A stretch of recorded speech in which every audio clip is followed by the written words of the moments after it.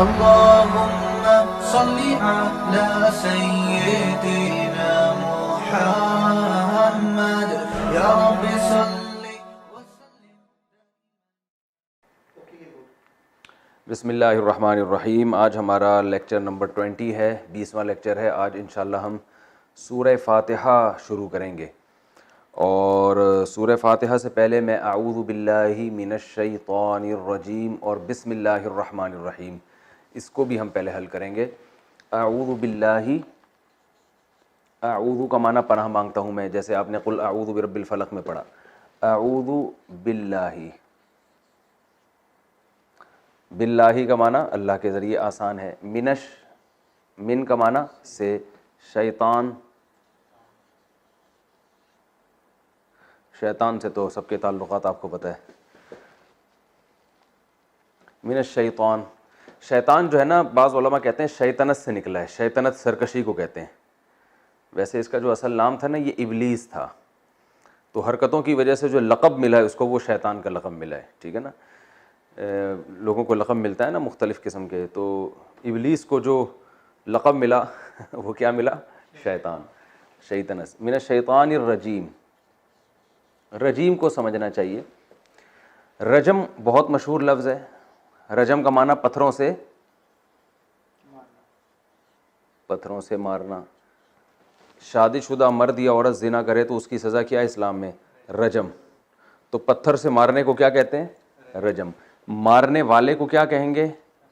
راجم. جس کو مارا جائے اس کو کیا کہیں گے؟ مرجوم کہنا چاہیے اس کو. یہ جو رجیم ہے نا، رجیم، یہ شریف کی طرح ہے، صفت مشبہ، جیسے شرافت والا. کریم، کرم والا. تو یہ جو کریم یا شریف کا جو وزن ہے، فعیل کا جو وزن ہے، یہ مفعول کے معنی میں بھی استعمال ہوتا ہے عربی میں. ٹھیک ہے نا. تو رجیم کا معنی کیا ہوا؟ مرجوم. یعنی یہ جو رجیم ہے، یہ اس کا معنی کیا ہوا؟ مرجوم. یہ عربی کا قاعدہ ہے کہ قرآن میں بہت سے الفاظ، جیسے قتیل،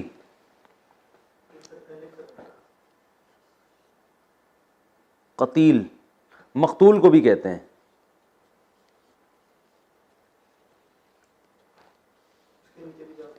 قتیل کسے کہتے ہیں؟ مقتول، اس کو بھی کہتے ہیں. تو رجیم بمانا مرجوم. مرجوم جس کو پتھر سے مارا جائے.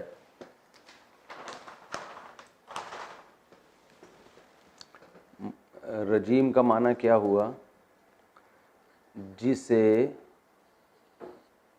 پتھر سے مارا جائے. اچھا، مراد اس سے یہ نہیں ہے کہ شیطان رجیم ہے، شیطان کو پتھر سے مارا گیا ہے. اصل میں ہوتا یہ ہے کہ جب آپ انتہائی ذلت کے ساتھ اپنی محفل سے کسی کو دھتکار دیں، نہ جا رہا ہو تو آپ اسے پتھر سے مار کے نکالیں کہ تیری ایسی کی تیسی، دفع ہو یہاں سے، کہتے ہیں نا. تو اسے کیا کہتے ہیں؟ دھتکارا ہوا. کیا کہتے ہیں اس کو؟ دھتکار دیا آپ نے اس کو. جس کو ہم یوں بھی کہتے ہیں مردود. مردود کا معنی جس کو رد کر دیا، ریجیکٹ کر دیا گیا ہو، تو مردود. اس کا پھر رجیم کا معنی کیا آتا ہے؟ مردود، دھتکارا ہوا. ٹھیک ہے نا، جس کو دھکے دے کے نکالا گیا ہو. تو یہاں رجیم کا معنی ریجیکٹڈ، جس کو مسترد کر دیا گیا ہو. تو اس لیے اس کا ترجمہ ہوتا ہے اعوذ باللہ، میں پناہ مانگتا ہوں اللہ کی، من الشیطان، شیطان سے، الرجیم جو کہ مردود ہے، یعنی وہ ہے جس کو اللہ کے دربار سے دھتکارا گیا، اللہ کی رحمت سے دور کیا گیا، وہ والے شیطان سے میں اللہ کی پناہ مانگتا ہوں. قرآن مجید میں آتا ہے وَإِذَا قَرَأْتَ الْقُرْآنَ فَاسْتَعِذْ بِاللَّهِ مِنَ الشَّيْطَانِ الرَّجِيمِ. فَإِذَا قَرَأْتَ الْقُرْآنَ، جب آپ قرآن کی تلاوت کریں، فَاسْتَعِذْ بِاللَّهِ مِنَ الشَّيْطَانِ الرَّجِيمِ، تو آپ پناہ مانگیں اللہ تعالیٰ کی شیطان مردود سے. تو اسی وجہ سے قرآن کی جب تلاوت کی بالکل ابتدا کی جاتی ہے تو سب سے پہلے پڑھا جاتا ہے اعوذ باللہ من الشیطان الرجیم. تو اعوذ باللہ پڑھنا مستحب ہے، وہ واجب نہیں ہے، لیکن مستحب ہے کہ قرآن کی تلاوت کی جب ابتدا ہوگی تو اعوذ باللہ من الشیطان الرجیم. لوگ ہر دعا سے پہلے یہ پڑھتے ہیں اعوذ باللہ من الشیطان الرجیم بسم اللہ، یہ ٹھیک نہیں ہے. قرآن کی تلاوت سے پہلے جب بالکل ابتدا ہو تو اس وقت یہ پڑھنی چاہیے. نماز میں جب آپ تکبیر تحریمہ کہہ کے کھڑے ہوتے ہیں، پھر جب آپ ثنا پڑھتے ہیں تو ثنا پڑھنے کے بعد اعوذ باللہ من الشیطان الرجیم بسم اللہ الرحمن الرحیم، پھر سورہ فاتحہ پڑھنی چاہیے۔ پھر جب آپ نئی سورت شروع کریں گے تو صرف بسم اللہ الرحمن الرحیم، اگلی رکعت میں جب سورہ فاتحہ شروع کریں گے تو صرف بسم اللہ الرحمن الرحیم، کیونکہ قرآن کی تلاوت کی ابتدا تو آپ پہلی رکعت میں کر چکے ہیں، لہذا اب دوبارہ بار بار اعوذ باللہ ریپیٹ کرنے کی ضرورت نہیں۔ اگلی ہے بسم اللہ الرحمن الرحیم۔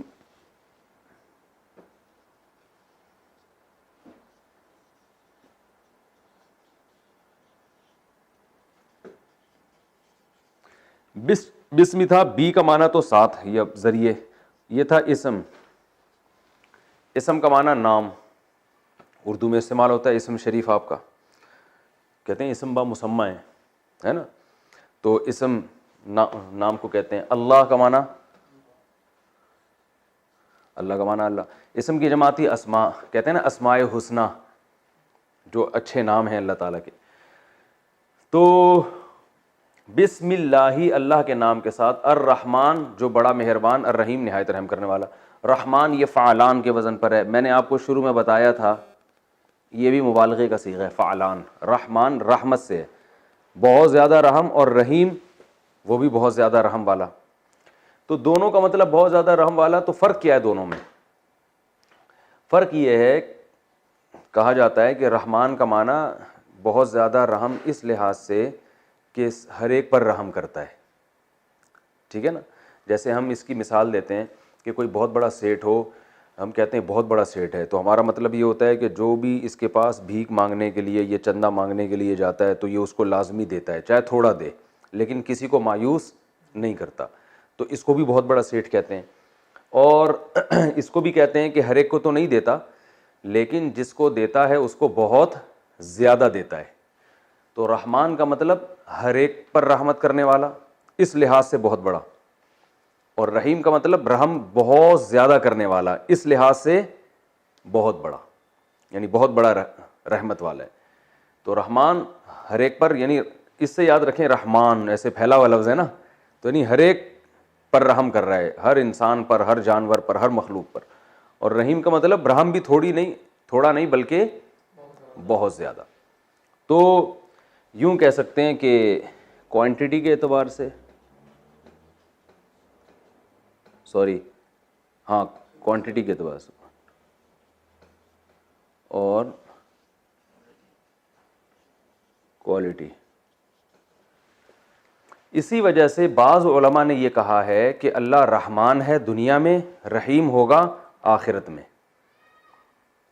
کیونکہ دنیا میں تو سب کو دے رہا ہے، کافروں کو بھی دے رہا ہے، لیکن رحیم ہوگا صرف مسلمانوں کے لیے آخرت میں، اور ان کو پھر تھوڑا نہیں دے گا بلکہ جنت کی صورت میں بہت زیادہ دے گا۔ یہ قول ہے، لیکن اصل مطلب یہ ہے کہ دنیا میں بھی اللہ سب کو دیتا بھی ہے اور دیتا بھی بہت زیادہ۔ تو یہ مطلب ہے بسم اللہ الرحمن الرحیم۔ بسم اللہ کی فضیلت کیا ہے؟ حدیث میں آتا ہے، صحیح حدیث ہے، رسول اللہ صلی اللہ علیہ وسلم نے فرمایا کل امر لم یؤدأ ببسم اللہ فہو اقطع۔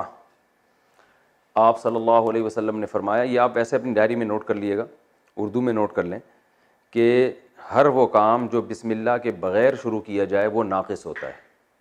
تو اس لیے اس کی بہت اہم ہے، یعنی اہمیت ہے کہ بھئی یہ نہ بجائیں، جب بھی کوئی جو ہے نا کوئی اہم کام شروع کیا جائے تو اس سے پہلے بسم اللہ الرحمن الرحیم پڑھا جائے۔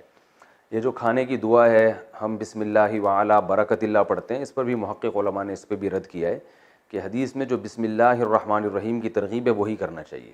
کھانے سے پہلے بسم اللہ وعلی برکت اللہ کسی حدیث سے ہمارے علم میں نہیں ہے کہ ثابت ہو، تو جب تک کوئی ٹھوس صحیح حدیث نہیں ملتی تو کھانے سے پہلے بسم اللہ الرحمن الرحیم ہی پڑھنا چاہیے، اور کھانے کے بعد کی مشہور دعا الحمدللہ الذی اطعمنا وسقانا وجعلنا مسلمین۔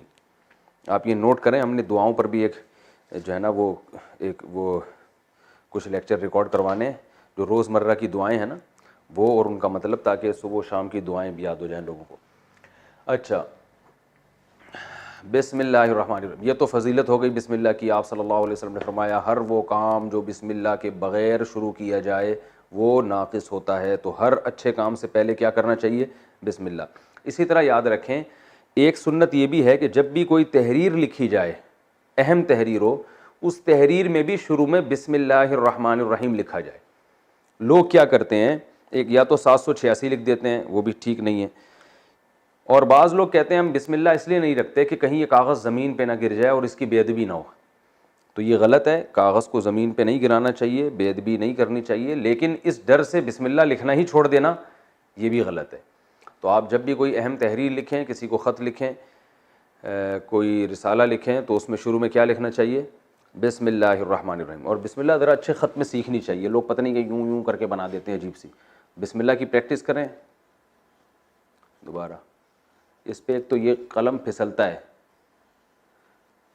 میری رائٹنگ اتنی گندی ہے نہیں جتنی اس میں لکھی جا رہی ہے.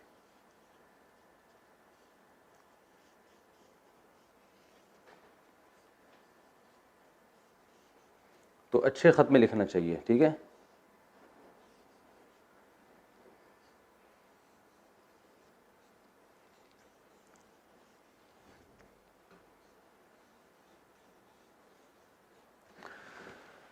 اس پہ یہ جو ہے نا مارکر پھسلتا ہے, لیکن آپ اس کی پریکٹس کریں, تھوڑا اچھے خوبصورت انداز میں لکھنی چاہیے. کراچی میں جو لوگ رہتے ہیں نا, ان کا تو اللہ کی پناہ ہے, اردو کی جو رائٹنگ کا بیڑا غرق کرتے ہیں. پنجاب کے لوگ پھر بھی اردو کی رائٹنگ, ان کی عربی اردو کی اچھی رائٹنگ ہے. خیر اپنے بچوں کو سکھانا چاہیے رائٹنگ. تو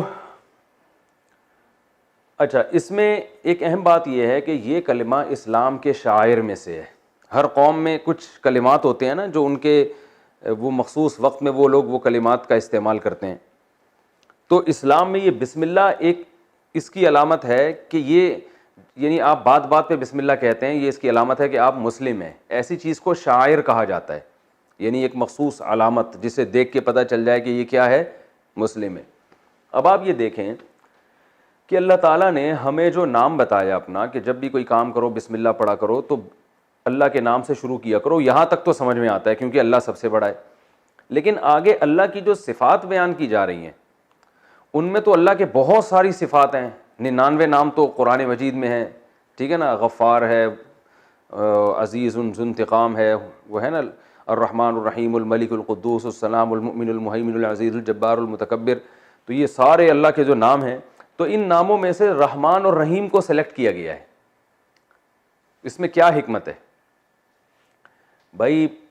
یہ بھی تو ہو سکتا تھا بسم اللہ الغفار, بسم اللہ عزیز العزیز ذو انتقام, ایسا بھی ہو سکتا تھا, یا بسم اللہ القہار.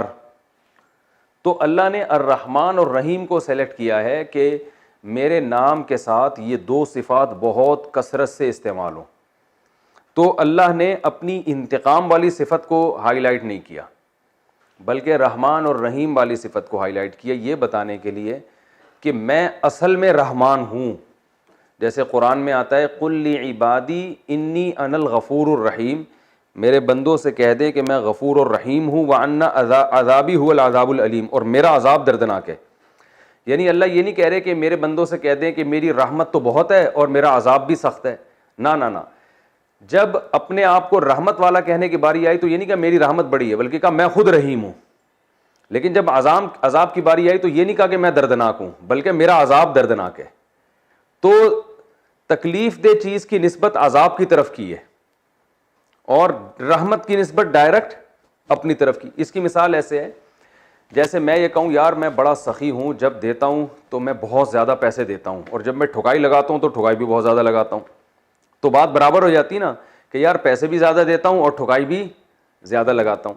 لیکن میں انداز کے اختیار کروں یار میں بہت سخی ہوں لیکن ٹھکائی بھی بہت لگاتا ہوں, تو سخی کے اپوزٹ لانا چاہیے تھا نا یہاں, میں بہت سخی بھی ہوں بہت سخت طبیعت کا بھی ہوں, یوں کہنا چاہیے نا. لیکن جب سزا کی باری آتی ہے تو اللہ نے اپنی طرف نسبت نہیں کی, بلکہ یوں کہہ دیا کہ میرا عذاب سخت ہے, حالانکہ وہ بھی تو اللہ ہی کا عذاب ہے نا. لیکن جب رحمت کی باری آئی تو یہ نہیں کہا میری رحمت بہت بڑی ہے, نہ نہ نہ, بلکہ یوں کہا کہ میں ہی رحیم ہوں, میں ہی رحمت والا ہوں. تو اس سے پتہ چلتا ہے کہ اللہ کی جو اصل صفت ہے وہ بندوں پر رحم کرنا ہی ہے, اور جس کی جو صفت ہوتی ہے نا تو وہ اس صفت کے اظہار کے لیے کوئی ریزن نہیں چاہیے ہوتی اس کو. جیسے جو آدمی رحم دل ہوگا تو وہ ویسے ہی لوگوں کو کھلاتا رہے گا, لوگوں پہ خرچ کرتا رہے گا, لیکن جب سزا دے گا تو کوئی ریزن ہوگی تو سزا دے گا, ورنہ نہیں دے گا. جبکہ ظالم بادشاہ کیا کرتے ہیں, کوئی ریزن نہیں بھی ہوتی تو ظلم کرتے ہیں, بلا وجہ لوگوں کو مسائل میں ڈال دیتے ہیں, اور کوئی ریزن ہوتی ہے تو حسن اچھا سلوک بھی کر لیتے ہیں. یعنی اچھے سلوک کے لیے ان کو ریزن چاہیے ہوتی ہے, برے سلوک کے لیے ریزن نہیں چاہیے ہوتی. تو اللہ فرماتے ہیں کہ مجھے رحمت کے لیے ریزن نہیں چاہیے, لیکن سزا جب دوں گا تو کوئی وجہ ہوگی, اس کی کوئی وجہ ہوگی, یہ بتانا مقصد ہے.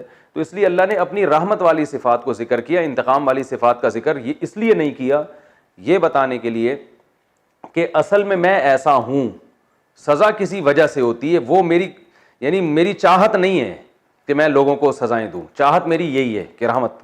تو انسان ہر شخص اپنی چاہت پر عمل کرتا ہے نا, تو اللہ بھی اپنی ذات میں یہ رحمت اللہ کی ذات کا حصہ ہے, لہذا اللہ اصل رحمت کرتے ہیں اور اس پہ خوش ہوتے ہیں. پھر اللہ کی جو رحمت والی صفتیں ہیں وہ بھی بہت زیادہ ہیں, عطا کرتا ہے, مغفرت کرتا ہے. اس میں رحمت کو ہائی لائٹ اس لیے کیا کہ یہ تمام صفات رحمت کی وجہ سے ہیں, یعنی اصل صفت رحمت ہے. اس رحمت کا تقاضا یہ ہے کہ وہ غفار بھی ہے, یعنی گناہوں کو معاف کرتا ہے. اسی رحمت کا تقاضا یہ ہے کہ وہ بندوں کے گناہوں پہ پردہ بھی ڈالتا ہے. اسی رحمت کا تقاضا ہے کہ وہ وہاب بھی ہے, یعنی اپنے بندوں کو عطا بہت زیادہ کرتا ہے. تو اللہ نے ایسی صفت کا ذکر کیا کہ باقی صفات کو ہائی لائٹ کرنے کی ضرورت نہ رہے, وہ تمام صفات اس رحمت کے اندر خود بخود آ گئی ہیں. البتہ رحمت دو طرح سے ہوتی ہے, بہت زیادہ اور سب پر, تو وہ دونوں طرح کی رحمتوں کا ذکر کر دیا تاکہ ہر طرح کی رحمت کو شامل ہو جائے. تو اس سے زیادہ کسی کی تعریف زبان سے ممکن ہے نہیں, تو اس لیے اللہ نے اپنی ان دو صفات کو ذکر کیا. تبھی سورہ بنی اسرائیل میں آتا ہے قل ادعوا اللہ او ادعوا الرحمن, تم اللہ کو پکارو یا رحمان کو پکارو, ایک ہی بات ہے اللہ کی نظر میں, ٹھیک ہے نا. تو اللہ کو رحمان والا نام اپنا زیادہ پسند ہے. تو بسم اللہ الرحمن الرحیم یہ بھی ہو گیا. اب ہم شروع کرتے ہیں سورہ فاتحہ. ہاں حدیث میں آتا ہے کہ جب اللہ تعالیٰ نے اس کائنات کو بنانے کا ارادہ کیا نا, تو تقدیر بنائی, تو جو چیز سب سے پہلے بنائی وہ قلم تھا جس سے اللہ نے تقدیر لکھی ہے. اور اس قلم سے جو سب سے پہلا لفظ لکھا گیا ہے وہ ہے کہ سبقت رحمتی علی غضبی, کہ میری رحمت میرے غصے پر غالب رہے گی. تو یہ جیسے ہوتا ہے نا پاکستان کا دستور بن رہا ہے, تو اب جتنے بھی لاز بنیں گے اس دستور کے تحت بنیں گے. تو اس لیے اللہ نے جب کائنات کو بنایا گو ایک ملک وجود میں آیا ہے, تو جب ملک وجود میں آیا تو اس کا دستور لکھا جا رہا ہے. تو دستور میں پہلی شیخی یہ ڈال دی اللہ تعالیٰ نے کہ میری رحمت میرے غصے پر غالب رہے گی, لہذا اب جو کچھ لکھا جائے گا تقدیر میں وہ اسی قانون کے تحت لکھا جائے گا. اللہ تعالیٰ ہم سب کو اپنی رحمت کا مستحق بنائے. آگے چلتے ہیں. الحمدللہ رب العالمین. سورہ فاتحہ, اس کی میں فضائل اور تفسیر تو بعد میں کروں گا, پہلے گرامر کے لحاظ سے ہم سورہ فاتحہ کو حل کریں گے. اچھا, بعض لوگوں کا مشورہ یہ ہے کہ پہلے ہم تفسیر پڑھ لیا کریں اور پھر گرامر کے لحاظ سے بعد میں حل کیا کریں, کیونکہ بہت سے لوگ گرامر میں انٹرسٹڈ نہیں ہیں, وہ چاہتے ہیں ہمیں تفسیر پتہ چلے. تو اس بارے میں جو کمنٹس کرنے والے لوگ ہیں وہ بھی مشورہ دیجیے گا, اور آپ لوگ بھی پھر سوچ کے آئیے گا. آج تو ہم اپنے اسی طریقے سے چلتے ہیں کہ پہلے ہم گرامر کے لحاظ سے حل کریں گے اور پھر آخر میں اس کی تفسیر بیان کریں گے. وہ پہلے حل کرنے کا فائدہ یہ ہوتا ہے کہ پھر ترجمہ اچھی طرح سمجھ میں آ جاتا ہے جنہوں نے گرامر پڑھی ہوئی ہے. الحمدللہ رب العالمین. اب یہ اتنا آسان ہو گیا ہے آپ لوگوں کے لیے کہ آپ لوگوں کو اس کا ترجمہ کرنے کی ضرورت نہیں ہے. الحمد, حمد کہتے ہیں تعریف کو, ہم کہتے ہیں نا حمد و نعت, حمد اللہ کی تعریف کو. للہ, اللہ کے لیے. رب, پالنے والا. رب کس سے نکلا یہ بھی ذہن میں رکھیں. رب اصل میں را با ہے, تشدید با پہ. جب بھی تشدید ہوتی ہے اس کا مطلب یہ دو لفظ ہیں, یہ اصل میں دو لفظ ہیں. اردو میں لفظ آپ نے سنا ہے نا تربیت, اردو میں لفظ ہے نا تربیت, تو یہ یوں سمجھ لیں کہ یہ وہی ہے. اور تربیت کسے کہتے ہیں؟ ٹریننگ, کسی کو آہستہ آہستہ ترقی تک پہنچانا, ایک اسٹیپ تک پہنچانا. ٹریننگ جانوروں کو بھی دی جاتی ہے, آپ نے طے کیا ہوتا ہے اس کو میں نے یہاں تک سکھانا ہے, تو آپ وہاں اس کو ٹرین کرتے ہیں. تو تربیت کا معنی ہے پالنا. ٹریننگ میں تو ایک خاص چیز میں ٹریننگ دی جاتی ہے نا, تربیت کا مفہوم تھوڑا اور وسیع ہو گیا کہ کسی بھی چیز کو ہر لحاظ سے آہستہ آہستہ ترقی دے کر اس کی انتہا تک پہنچانا. جیسے ماں باپ بچوں کی تربیت کرتے ہیں باقاعدہ, روحانی لحاظ سے بھی اور جسمانی لحاظ سے بھی پالتے ہیں ان کو. اور جو ہے ٹیچر بھی بچوں کی تربیت کرتے ہیں، تو اسی طرح اللہ بھی کیا ہے؟ پالنے والا ہے، اس میں جسمانی لحاظ سے بھی اور روحانی لحاظ سے بھی. تو اس کا لفظی ترجمہ ہوگا پالنے والا. جو سب سے اچھا لفظ ہے نا اس کے لیے وہ کیا ہے؟ پالنے والا. رب مالک کو بھی کہتے ہیں رب المال کا لفظ سنا ہوگا آپ نے. جب بزنس میں نا رب المال، یہ جو بینکنگ میں آج کل وہ ہو رہی ہے نا، تجارت ہو رہی ہے، مضاربہ، اس میں ایک رب المال ہوتا ہے. رب المال جو انویسٹر ہوتا ہے اس کو کہا جاتا ہے. یعنی انویسٹر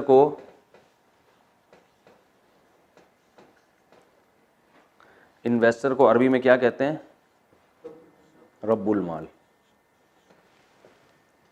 جس کا پیسہ ہے، مال یعنی والا یا مالک کو بھی رب کہا جاتا ہے، پیسے والا. اچھا جی، اچھا. الحمدللہ رب العالمین. عالمین جمع ہے عالم کی.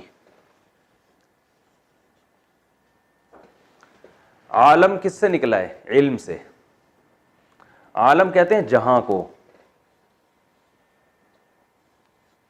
جہاں کا معنی ویئر نہیں، وہ والا جہاں نہیں، جہاں کا مطلب نور جہاں یعنی اس کائنات کا نور. جہاں یعنی کائنات تو نہیں کہہ سکتے اس کو، عالم انگلش میں کیا کہیں گے اس کو؟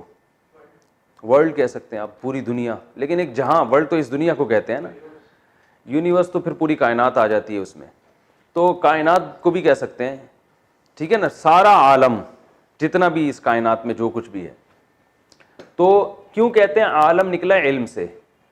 تو کیونکہ اس کائنات کو دیکھ کر ہمیں علم ہوتا ہے کہ اس کو کوئی بنانے والا ہے، تو اس علم کی وجہ سے اس کائنات کو عالم کہا جاتا ہے. ٹھیک ہے نا، کہ علم پہنچانے والی. تو سمجھ میں آیا؟ ٹھیک ہے، نہیں آیا تو ٹینشن لینے کی ضرورت نہیں ہے. بس عالم اتنا ذہن میں رکھیں کہ اس جہاں کو کہا جاتا ہے. عالمین اس کی جمع ہے، بہت سارے جہان.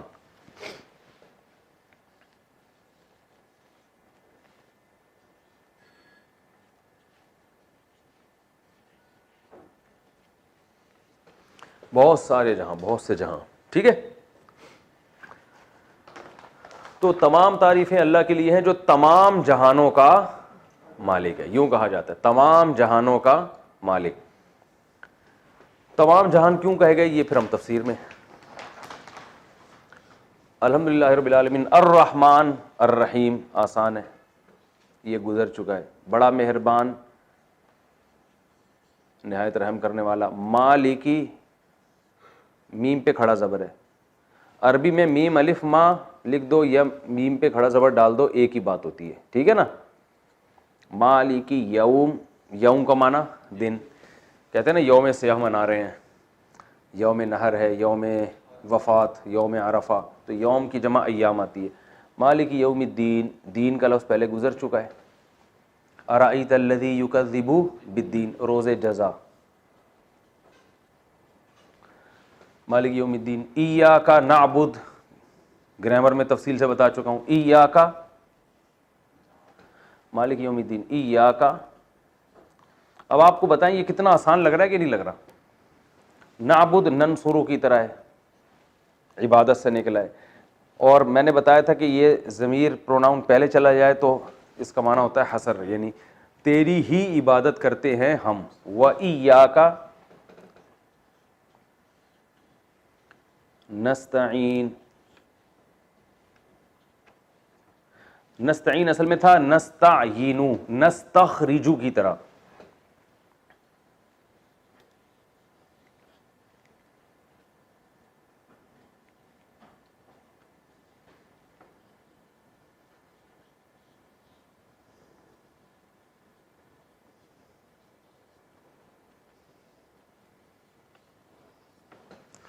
نستخرجو کی طرح.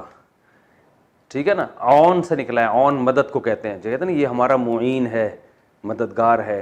ٹھیک ہے، ہیلپ، مدد کرنا. تو نستعین مدد طلب کرنا، استعانت.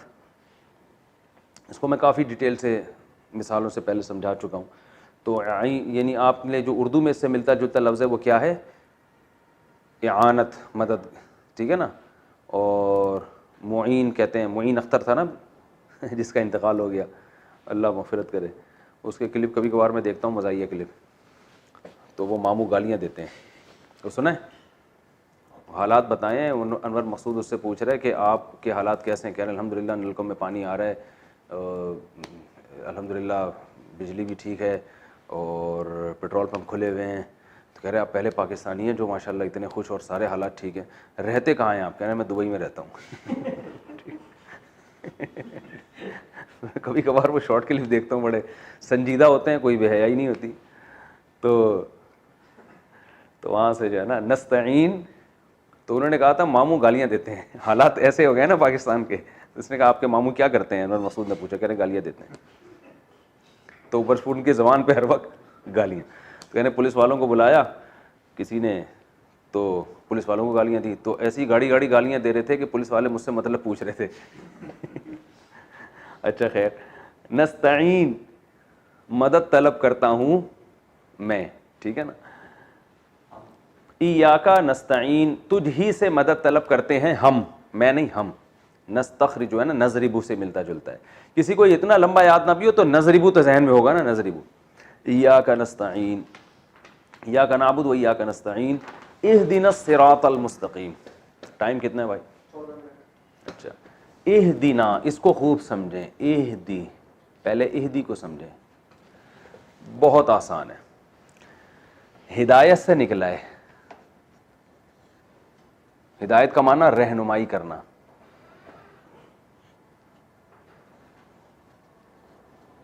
گائیڈ کرنا, گائیڈنس. اسپیلنگ بتا دیں, GUIDE, گائیڈنس, رہنمائی.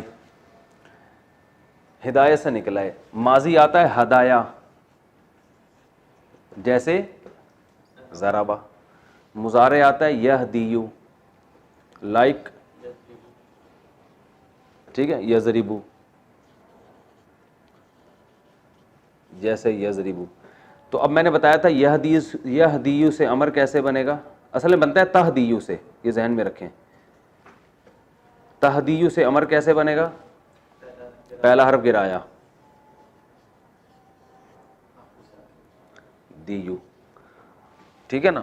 آخر کو ساکن کیا, لیکن آخر میں یا آ رہا ہے نا, حروف گڑبڑی ہے, تو امر بناتے ہوئے نا اس کو ساکن کے بجائے غائب ہی کر دیتے ہیں کہ کیا تکلف. تو بن گیا. اب پہلا حرف ساکن ہے تو شروع میں حمزہ لے, اہدی. اب یہ آرڈر ہے نا, ہدایا اس نے رہنمائی کی گزرے ہوئے زمانے میں, یہدیو وہ رہنمائی کرتا ہے, اہدی تو رہنمائی کر, اہدی نا ہماری ہے نا. ضربا نا, میں نے بتایا تھا نا, ضربا ہو, ضربہما, ضربہم, ضربہا, ضربہما, ضربہن. ضربک, ضربکما, ضربکم, ضربکی, ضربکما, ضربکن. ضربنی, ضربا نا, ضربا اس نے مارا, نا ہم سب کو. تو اہدی ہدایت دے تو, نا ہم سب کو. اہدینا الصراط ہمیں ہدایت دے صراط کی, راستے کی. صراط کسے کہتے ہیں؟ راستہ. اردو میں استعمال ہوتا ہے پل, صراط کہتے ہیں نا. عجیب لفظ ہے, پل کا معنی بھی راستہ, صراط کا معنی بھی راستہ. اردو میں عجیب سا بنا دیا اس کو, پل صراط. یا تو پل بولیں یا صراط بولیں. تو اہدنا الصراط تو ہمیں دکھا راستہ, اہدنا الصراط المستقیم.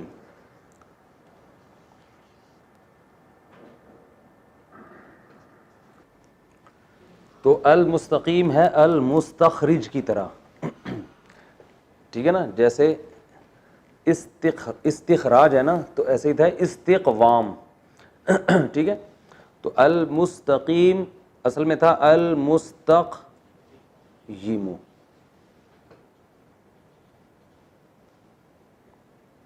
مستقیم, مستخرجو کی طرح. استقامت کسے کہتے ہیں؟ سیدھا رہنا. تو مستقیم سیدھا رہنے والا, یعنی سیدھا. یہ اتنی ٹیکنیکل بحث سمجھ میں نہیں آتی, تو بھائی مستقیم, صراط مستقیم کسے کہتے ہیں؟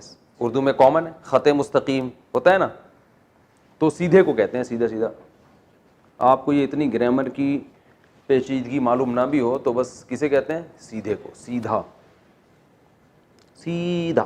سعودی عرب میں وہ شرطے بول رہے ہوتے ہیں نا سیدھا, اردو ان کو بھی آ گئی ہے, تو سیدھے کو کہتے ہیں اہدنا الصراط المستقیم, تو ہمیں دکھا یا چلا یا ہمیں گائیڈ کر سیدھے راستے کی طرف.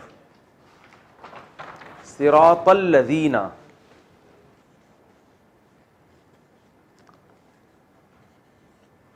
ان لوگوں کا راستہ, وہ جو کہ ہے نا الذین کا راستہ, انعمتا,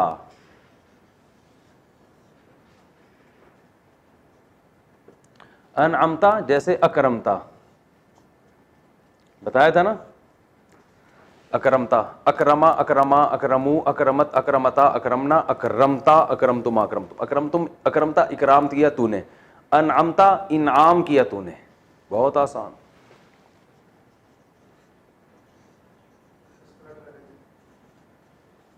انعمتا علیہم, علا کا معنی پر اور ہم کا معنی وہ, ان لوگوں کا راستہ انعام کیا تو نے ان پر, ان لوگوں پر. صراط الذین انعمت علیہم غیر المغضوبی, غیر کا معنی علاوہ, بھائی یہ تو ہمارے غیر ہیں, یعنی ہمارے نہیں ہیں, ہمارے علاوہ ہیں, ٹھیک ہے نا. غیر اردو میں استعمال ہوتا ہے, بھائی غیروں کو یار تم اتنا قریب لا رہے ہو, اپنوں سے دور ہو رہے ہو, تو غیر کا معنی سوا یا علاوہ, سوا کہہ سکتے ہیں. غیر المغضوب, المغضوب بہت آسان. غضب کسے کہتے ہیں؟ غصے کو, غضبناک.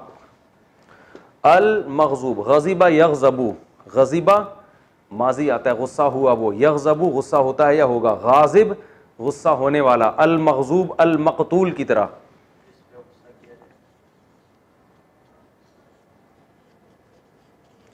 وہ جس پہ غصہ کیا جائے, یعنی جس پر غصہ ہو. المغضوبی, وہ کہ غصہ کیا جائے, علیہم ان لوگوں کے اوپر, علی کا معنی پر اور ہم کا معنی ہوں, یعنی غیر المغضوبی علیہم, ان لوگوں پر غصہ کیا گیا ہوا ہو کے علاوہ. یہ لفظی ترجمہ بنے گا, یعنی اے اللہ تو ہمیں سیدھا راستہ دکھا, ان لوگوں کا راستہ کہ تو نے ان پر انعام کیا, سوائے ان لوگوں کے جن پر تیرا غضب ہوا, یعنی جن کے اوپر تیرا غضب کیا گیا ہو, ان لوگوں کے علاوہ کا راستہ. صحیح ہے نا, یہ لفظی ترجمہ ہمارا ہے.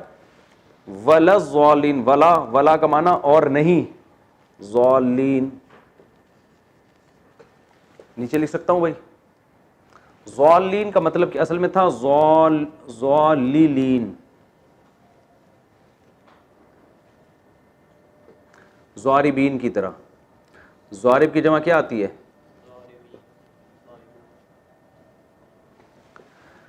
ضاربین, ضارب میں نے مارنے والا, ضاربین اس کی جمع مارنے والے. ضالل ضلالت والا, گمراہ ہونے والا, ضاللین گمراہ ہونے والے. تو ضاللین میں دو حرف ایک جیسے آ گئے نا, تو ان کو ایک بنا دیتے ہیں, ضاللین کو بناتے ہیں ضالین. سمجھ گئے؟ گمراہ ہونے والے.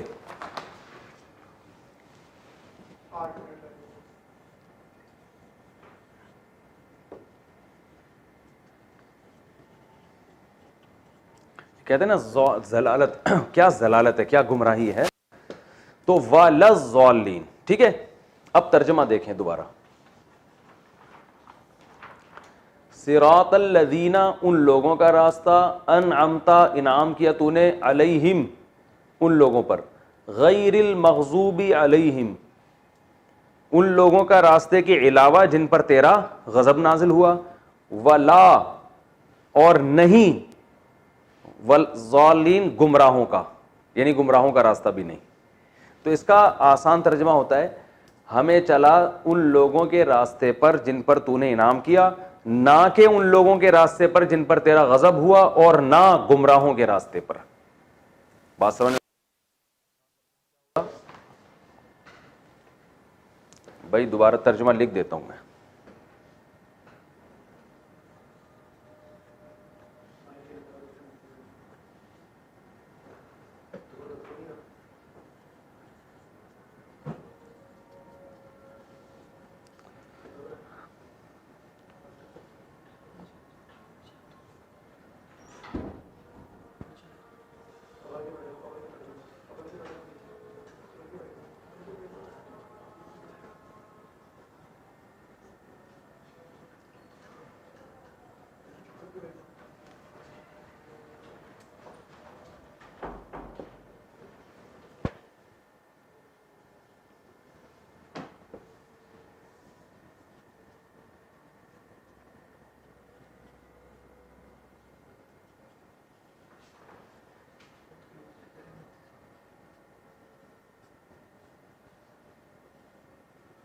ٹھیک ہے.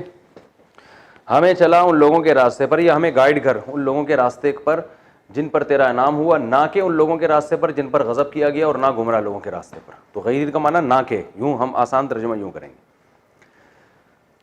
غیر المغضوب علیہم ولا الضالین. آمین کا مطلب ہے اے اللہ تو ہماری دعا قبول کر. آمین کا معنی